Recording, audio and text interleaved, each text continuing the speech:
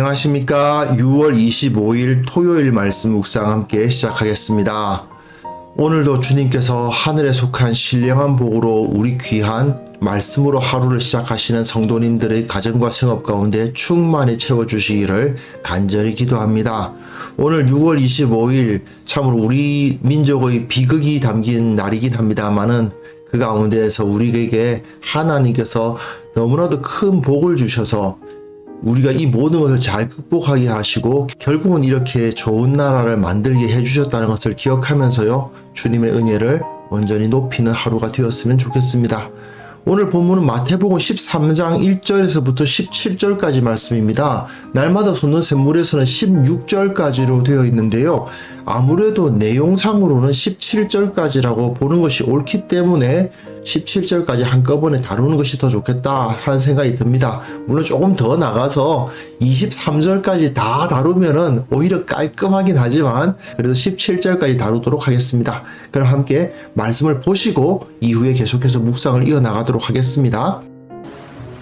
그날 예수께서 집에서 나가사 바닷가에 앉으시매 큰 무리가 그에게로 모여들거늘 예수께서 배에 올라가 앉으시고 온 무리는 해변에 서 있더니 예수께서 비유로 여러 가지를 그들에게 말씀하여 이르시되 씨를 뿌리는 자가 뿌리러 나가서 뿌릴새 더러는 길가에 떨어짐에 새들이 와서 먹어버렸고 더러는 흙이 얕은 돌밭에 떨어짐에 흙이 깊지 아니하므로 곧 싹이 나오나 해가 돋은 후에 타서 뿌리가 없으므로 말랐고 더러는 가시떨기 위에 떨어짐에 가시가 자라서 기운을 막았고 더러는 좋은 땅에 떨어짐에 어떤 것은 100배, 어떤 것은 60배, 어떤 것은 30배의 결실을 하였느니라. 귀 있는 자는 들으라. 제자들이 예수께 나와 이르되 어찌하여 그들에게 비유로 말씀하시나이까? 천국의 비밀을 아는 것이 너희에게는 허락되었으나 그들에게는 아니 되었나니 무릇 있는 자는 받아 넉넉하게 되되 없는 자는 그 있는 것도 빼앗기리라. 그러므로 내가 그들에게 비유로 말하는 것은 그들이 보아도 보지 못하며 들어도 듣지 못하며 깨닫지 못함이니라. 이사야의 예언이 그들에게 이루어졌으니 일렀으되 너희가 듣기는 들어도 깨닫지 못할 것이요 보기는 보아도 알지 못하리라. 이 백성들의 마음이 완악하여져서 그 귀는 듣기에 둔하고 눈은 감았으니 이는 눈으로 보고 귀로 듣고 마음으로 깨달아 돌이켜 내게 고침을 받을까 두려워함이라 하였느니라. 그러나 너희 눈은 봄으로 너희 귀는 들음으로 복이 있도다. 내가 진실로 너희에게 이르노니 많은 선지자와 의인이 너희가 보는 것들을 보고자 하여도 보지 못하였고 너희가 듣는 것들을 듣고자 하여도 듣지 못하였느니라. 네, 말씀 잘 보셨습니까? 이제 우리는 마태복음의 새로운 국면으로 들어갑니다. 마태복음 13장은 천국 비유가 시작되는데 어떻게 보면 천국 비유는 마태복음의 중심이라고도 할 수 있어요. 지금 이 구조표에서도 나타나 있습니다만은 이 카이아스틱 스트럭처가 이렇게 이루어져 있는데 핵심 부에 여기에 위치하고 있죠. 제가 이것을 X라고 표현하지 않은 이유는 뭐냐 하면 내용상으로 봤을 때 이것이 정말 가장 중요한 클라이막스일까의 문제는 아직까지도 논쟁의 대상이기 때문에 X라고는 표현하지 않았습니다. 그러나 어쨌든 구조라는 차원으로 봤을 때 가장 중심에 위치하고 있다는 것도 맞고요. 그리고 이 당시 유대인들의 기대, 다윗 왕조가 부활하고 예루살렘 성전이 온 땅의 모든 족속들로부터 칭송을 받고 이런 형태로 천국이 임하는 게 아니다라는 것을 가르쳐주는 상당히 중요한 내용을 갖고 있거든요. 그러다 보니까 마태는 이 13장을 정가운데 두고 있는 것이 아닌가 생각이 됩니다. 그리고 이 13장의 구조를 한번 살펴보시면요. 크게 세 수로 나뉘어요. 첫 번째 부분은 씨 뿌리는 비유 부분입니다.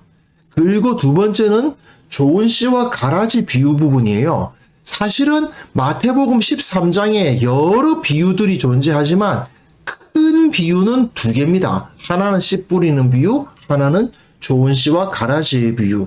이 두 비유는 독특한 구조로 만들어져 있어요. 일단 비유가 예수님의 입으로 나오죠. 예수님의 입을 통해서 비유가 제시가 됩니다. 그 다음에 중간에 다른 것이 하나 들어가요. 바로 그 비유의 의미가 설명되어지지 않고 그렇게 비유로 말씀하시는 이유가 뭔지, 그리고 이 비유가 가지고 있는 의미가 무엇인지를 생각하게 하는 다른 비유가 제시되기도 하죠. 겨자씨와 누룩 비유 같은 경우는 그런 건데, 이런 것이 제시되고 난 다음에 비유의 설명은 그 이후에 제시가 됩니다. 이렇게 역시 동심원 구조를 이루고 있어요. 그러니까 이들이 10절부터 17절 그리고 31절에서부터 35절까지가 상당한 중요성을 가지고 있는 본문이 되는 것입니다. 그리고 이후에 천국에 대해서 생각할 때에는 그 이외에도 여러 가지 양상들이 있는데, 보화와 진주 비유라든지 그물 비유라든지 아니면 천국의 서기관 비유라든지 이런 것을 통해서 천국에 대해서 우리가 이해하려고 할 때 너희가 생각하는 것 같이 그리스도가 나타나서 메시아가 칼을 휘두르면서 로마의 권세로부터 우리를 해방시키고 성전을 멋지게 지어가지고 대제사장과 서기관들이 그 가운데에서 온전한 예배를 드리면 그 주위에 있는 모든 나라들에 의해서 예루살렘이 칭송을 받는 그런 형태의 천국이 이루어지는 것은 아니다. 진정한 하나님의 나라는 그런 형태로 이루어져 있지 않다는 말씀을 이 마태복음 13장이 말해주고 있는 것이죠. 그런데 사실 오늘은 이 17절까지만 다룹니다마는 1절부터 23절까지가 한 덩어리잖아요. 사실은 한꺼번에 다루면 제일 좋습니다. 아무래도 분량이 많다 보니까 둘로 나눈 것 같아요. 그래서 오늘 같은 경우에는 이 비유가 제시되고 그 비유의 의미에 대해서 설명하고 있는 것, 이게 한 덩어리잖아요. 오늘은 이 10절부터 17절에 좀 더 중점을 두기로 하고요. 1절부터 9절은 간단하게 내용만 살펴보고 다음 주 월요일 날 이 18절에서부터 23절을 다루면서 이 씨 뿌리는 비유에 대해서 조금 더 깊이 묵상해 보도록 하겠습니다. 오늘은 이 10절부터 17절까지를 좀 더 중점적으로 다룬다는 거 이해하시면서 앞부분 일단 1절부터 9절까지를 한번 보십시다. 많이들 아시는 부분입니다. 그런데 이 부분이 상당히 중요해요. 그날이라는 이 말이요, 헬라어에서 이제 엔테 헤메라 에케이네 이렇게 길게 되어 있는 부분입니다. 이게 3장 1절에 보시면 세례 요한이 등장할 때 그냥 그때라고 하는 것이 아니고 엔데타이스 헤메라이스 에케이나이스 이렇게 써놓은 것이 있어요. 길게 써놓거든요. 그러니까 이 단어가 단순히 우리는 짤막하게 번역되어 있지만 상당히 길게 표현되어 있다는 것을 우리가 이해를 하셔야 됩니다. 왜 이렇게 길게 표현되어 있느냐? 아주 중요한 이야기가 제시가 된다는 것을 보여주기 위함이에요. 마태가 예수님께서 천국 비유를 가르치시는 이 사건에 상당한 중요성을 부여하고 있는 것입니다. 세례 요한이 처음 나타날 때를 소개하는 것만큼이나 이 천국 비유가 제시되는 것이 중요성을 갖는다. 이걸 우리가 이해를 하셔야 되고요. 그리고 예수님께서 집 밖으로 나가셔서 바닷가에 앉으시지 않습니까? 그러니까 큰 무리입니다. 무리가 그에게로 모여들어서 예수께서 죄에 올라가 앉으시고 온 무리는 해변에 있었다. 예수님은 배에 올라가 앉으셨고 온 무리는 해변에 서 있습니다. 예수님과 무리가 한 배를 탄 사이가 아니에요. 이들은 지금 뭔가 구분되어 있습니다. 무리가 예수님을 온전히 따르지 못한다. 예수님과 무리의 관계가 뭔가 좀 떨어져 있다라는 느낌이 들죠. 마태는 굉장히 의도적으로 이것을 살려가지고 예수님이 지금 가르쳐 주시고 있는 이 말씀이 저 무리들에게 들리고는 있지만 이 무리가 예수님과 함께 한 배를 타고 예수님을 온전히 따르지 않을 자들이라는 사실을 여기서 암시해 주고 있는 것입니다. 그리고 3절부터 9절까지는 많이들 아시죠? 어떤 사람이 씨를 뿌리러 나갔는데 도로는 길가에 떨어지고 어떤 것은 돌밭에 떨어지고 어떤 것은 가시떨기에 떨어지고 어떤 것은 좋은 땅에 떨어져서 좋은 땅에 떨어진 것들만 결실을 하였다라는 내용입니다. 이것은 다음 주 월요일날 좀 더 깊이 다루도록 하고요. 여기서 중요한 것은 씨는 똑같아요. 그런데 그 차이가 나타나는데 뭐 때문에 차이가 나타납니까? 땅 때문이죠. 이것만 우리가 이해를 하시면 됩니다. 씨 뿌리는 비유에서 가장 중요한 것은 무엇이냐? 땅이 문제다. 씨를 받는 땅에 의해서 결과는 완전히 크게 달라진다라는 것을 여기서 보여주는 비유가 바로 씨 뿌리는 비유다 하는 것을 이해를 하시면 되고요. 그 다음 본문 보십시오. 제자들이 예수께 나아오지 않습니까? 어찌하여 그들에게 비유로 말씀하시나이까? 앞에서 2절에서는 큰 무리가 나왔어요. 많은 무리들에게는 비유로서 말씀을 하시는데 여기서는 제자들이 예수님께 나와서 왜 그들에게 비유로 말씀하십니까? 라고 질문을 하고 있습니다.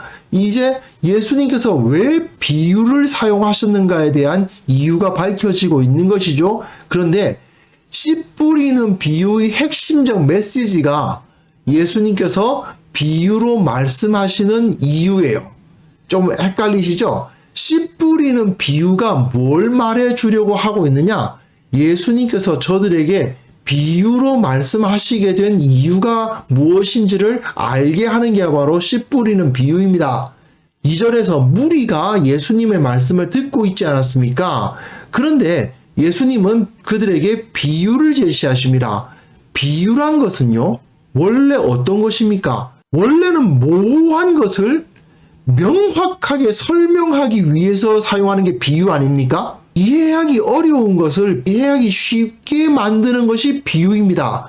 그렇기 때문에 천국의 비밀을 아는 사람들에게 있어서는 씨 뿌리는 비유는 상당히 이해력을 높여주는 좋은 비유입니다. 그런데 천국의 비밀을 알지 못하는 사람들에게는 하나님 나라의 비밀을 알지 못하게 하는 도구가 된다라는 상당히 역설적인 이야기가 여기에 제시가 돼요. 그러면서 예수님께서는 무릇 있는 자는 받아 넉넉하게 되되 이미 예수님을 따르고 하나님의 말씀을 배우려고 노력하는 사람들은 더 풍성해지는데 없는 자는 그 있는 것도 빼앗긴다. 하나님의 말씀을 제대로 들으려고 노력하지 않는 자들은 조금 알던 것까지 잃어버리게 된다. 그 말씀입니다. 사실은 그런 경우가 굉장히 많죠. 학교 같은 경우에서도 보면 선생님이 막 잔소리를 하시는데 정작 그 잔소리를 들어야 되는 학생들은 그 자리에 없어요. 오히려 그런 잔소리를 안 들어도 되는 모범생들이 그 잔소리를 더 듣고 나는 그래서는 안 되는구나 라고 생각하면서 더 발전하는 그런 일들이 상당히 벌어지죠. 예수님의 말씀에 있어서도 비슷한 현상이 일어나고 있었던 것입니다. 그러므로 내가 그들에게 비유로 말하는 것은 그들이 보아도 보지 못하며 들어도 듣지 못하며 깨닫지 못함이니라. 이사야의 예언이 그들에게 이루어졌으니 일러스되 너희가 듣기는 들어도 깨닫지 못할 것이요 보기는 보아도 알지 못하리라. 이것이 이사야 6장에 나와 있는 말씀인데요. 이사야가 하나님으로부터 부르심을 받고 제가 가겠습니다 했지 않습니까? 그런데 하나님께서 이사야에게 주신 사명은 너희가 듣기는 들어도 깨닫지 못할 것이요 보기는 보아도 알지 못하리라. 이 백성의 마음을 둔하게 하며 그들의 귀가 막히고 그들의 눈이 감기게 하라. 이 독특한 말씀을 주십니다. 아니 이사야 선지자가 그들로 하여금 못 듣고 못 보게 하라는 말씀이십니까? 이렇게 생각할 수 있는데 그런 뜻이 아닙니다. 이건 역설적인 말씀이에요.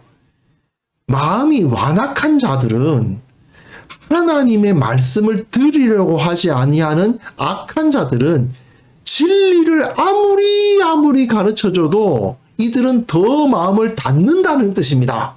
선지자는 당연히 진리의 말씀을 전하죠.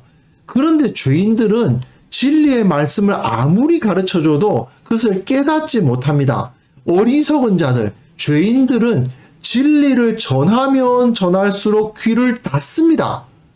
그리고요, 거짓을 전하면 좋아하면서 들어요. 그 거짓이 어떤 거겠어요? 이런 거죠. 뭐 달콤한 말들, 그들이 원래 원했던 것들, 너희들은 무슨 짓을 해도 다 복을 받을 거야.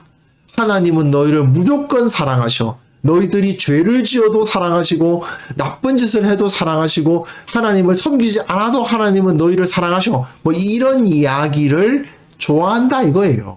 그런데 그렇지 않지요. 진리는 어디에 있습니까? 회개하라. 너희들은 지금 그 죄로부터 벗어나야 된다. 지금 너희가 사는 방식대로 그대로 있으면 결국 너희들에게 심판이 임한다. 이런 이야기가 진리인데 이 자들은 그 진리를 아무리 전해줘도 그 진리를 안 듣고 배척하기 때문에 결국 듣기는 듣지만 못 듣고 보기는 보지만 못 보는 자들이 되고 만다는 거예요. 상당히 역설적이고 반어적이죠.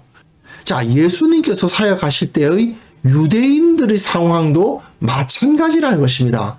유대인은 분명히 예수님의 능력을 보았어요. 그 말씀 들었어요. 하지만 예수님의 말씀을 받아들이려고 하지 않죠. 그러니까 아무리 예수님이 진리를 가르치셔도 그들은 귀가 있으나 듣지 못하고 눈이 있으나 보지 못하는 자들이 되어 있더라 하는 것입니다. 그래서 예수님께서는 저들에게 비유를 말씀하신다. 비유는 들으려고 하는 사람들에게는 하나님의 말씀과 진리를 정말 깊이 깨닫게 할 수 있는 강력한 도구죠. 정말 이해가 잘 되도록 머리에 쏙쏙 들어오도록 설명해주는 좋은 도구입니다. 하지만 듣지 않으려는 자들에게는, 하나님의 말씀을 들으려고 하지 않는 자들에게는 그들의 눈을 감기게 하고 귀를 닫게 하는 도구라는 것입니다. 왜 그렇습니까? 진리가 잘 드러나 버리기 때문이에요. 진리가 너무 잘 드러나기 때문에 그 진리를 들으려고 하지 않는다. 이런 문제가 생기는 것이죠. 그러나 너희 눈은 봄으로 너희 귀는 들음으로 복이 있도다. 이게 무슨 말씀이십니까? 그 비유를 들었을 때에 하나님의 말씀에 순종하려는 자들은 그 비유를 통해서 보게 돼요. 듣게 돼요. 그리고 어떻게 됩니까? 복이 되는 거예요. 그러면서 예수님께서 이 비유가 어떤 가치를 가지고 있다고 말씀하시는 겁니까? 과거에 많은 선지자와 의인이 너희가 보는 것을 보고자 하여도 보지 못하였고 너희가 듣는 것을 듣고자 하여도 듣지 못하였느니라. 너희들 수천 년 이스라엘 역사 가운데 이런 말씀을 들어본 사람은 없을 것이다. 사실 이런 말씀을 저 믿음의 선진들이 너무나 듣고 싶어 했던 것이다. 이 말씀은 너무나도 소중하고 너무나도 귀한 것이다. 그런데 이 비유의 말씀, 이 귀한 말씀을 저 무리들은 들어도 듣지 못하고 보아도 보지 못하는 현실에 빠지는구나. 이렇게 말씀을 하신 것입니다.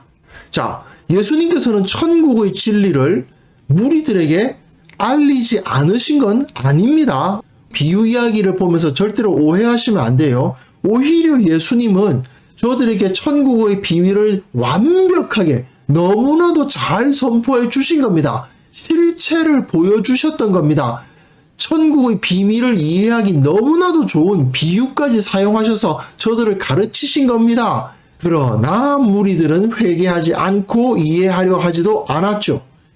예수님께서 이 어려운 것을 쉽게 이해할 수 있도록 비유까지 사용하셨지만 그 비유는 오히려 그 이야기를 저들로 하여금 이해하지 못하게 하는 결과를 낳고 말긴 했습니다. 그러나 그것이 예수님이 잘못 가르치신 것이냐? 아니라는 거죠. 그들의 태도가 문제입니다. 마치 길가밭과 같고 돌짝밭과 같고 가시덤불밭과 같은 그들의 마음이 문제였다라는 것을 가르쳐 주고 계신 거예요.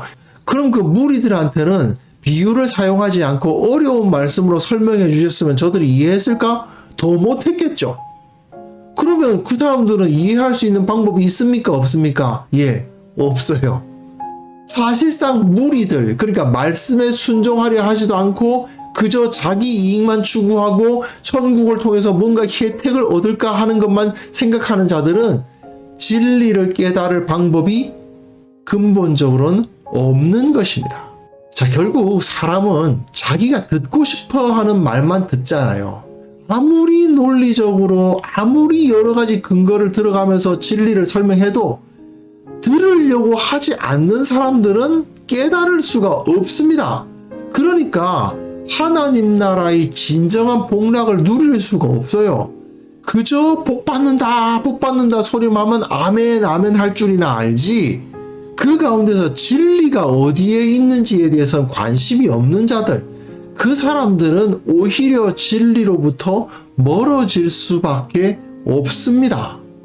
하나님의 나라가 자신의 배부르고 등 따스분 삶을 위해서 존재하는 것처럼 생각하는 사람들이 진정한 그 하나님 나라의 복락을 받아 누리게 되지는 않는 것입니다. 우리가 하나님의 은혜를 온전히 받아 누리기 위해서 필요한 것이 무엇입니까? 결국은 그 말씀에 순종하려는 결단, 그리고 실제적인 실천이 필요합니다. 듣기만 하고 행하지 않는 자들은 소망이 없습니다. 내 이기적인 욕망에 맞는 달콤한 말씀만 듣고 싶어 하는 사람들은 어떠한 변화도 있을 수가 없습니다. 결국은 하나님 나라의 기쁨이 그들에게 임할 수가 없는 것입니다. 신앙생활을 하지만 그 신앙생활에서 어떠한 능력도 어떠한 기쁨도 누릴 수가 없고 그저 의무적인 일들을 반복할 수밖에 없게 됩니다. 나 자신을 한번 돌아볼 수 있었으면 좋겠습니다. 나는 과연 순종할 마음을 가지고 있는 것인가? 나는 정말 주님 앞에 온전한 마음으로 말씀을 듣고자 하는가? 그 말씀에 순종하고자 하는 주님의 말씀 앞에 무릎 꿇는 태도를 가지고 있는가? 나 자신을 온전히 돌아보고 살피고 말씀에 집중하게 하시고 그 말씀이 내 삶을 변화시키는 것을 경험하게 하옵소서. 함께 기도하는 시간을 가졌으면 합니다.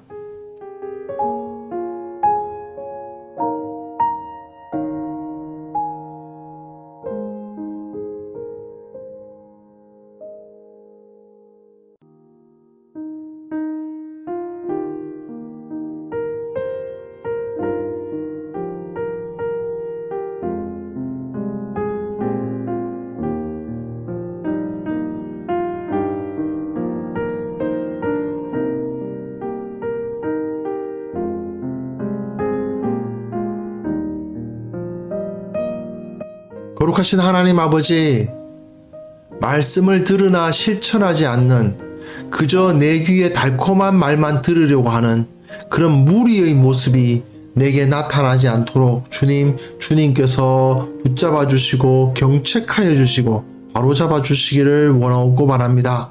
언제나 순종하고 실천하려 노력하는 예수 그리스도의 제자로서 살기를 원하오니 주여 함께 하시고 도와주시옵소서.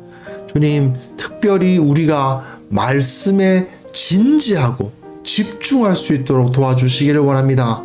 내일 예배 가운데 말씀에 집중하려고 하는 태도를 갖게 하여 주시고 그 말씀이 나의 삶을 변화시킬 수 있다, 나의 어려움에 힘이 될 수 있다는 사실을 믿고 그 말씀에 순종하고자 하는 자들이 다 될 수 있도록 도와주옵소서. 특별히 원하옵기는 이 한국교회에 속한 모든 성도들이 말씀에 순종하는 제자의 삶을 살아갈 수 있도록 도와주시기를 원합니다. 그저 혜택만 얻으려고 하고 복만 받으려고 할 뿐 예수님을 닮으려고 하지도 않고 진리를 실천하려 하지도 않고 내 죄를 회개하려 하지도 않고 잘못 살아왔던 것을 고치려고 하지도 않는다면 우리가 하나님 나라의 복락을 누릴 수 없다는 것을 철저하게 깨닫고 온전히 말씀에 순종하는 자들 다 될 수 있도록 이 한국교회에 복을 내려 주옵소서. 모든 성도들이 주님을 바라고 말씀에 순종함으로 말미암아 실로 저들은 예수를 닮은 사람이들이다, 실로 저들은 하나님의 말씀대로 사는 사람들이다 라는 평가를 듣는 그러한 역사들이 우리 한국교회에 일어날 수 있도록 도와주옵소서.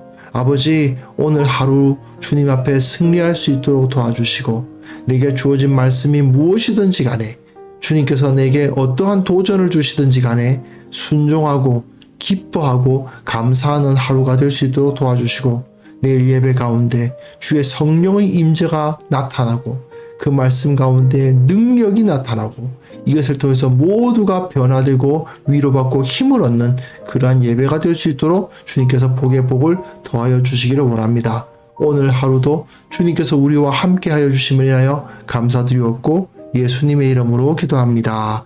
아멘.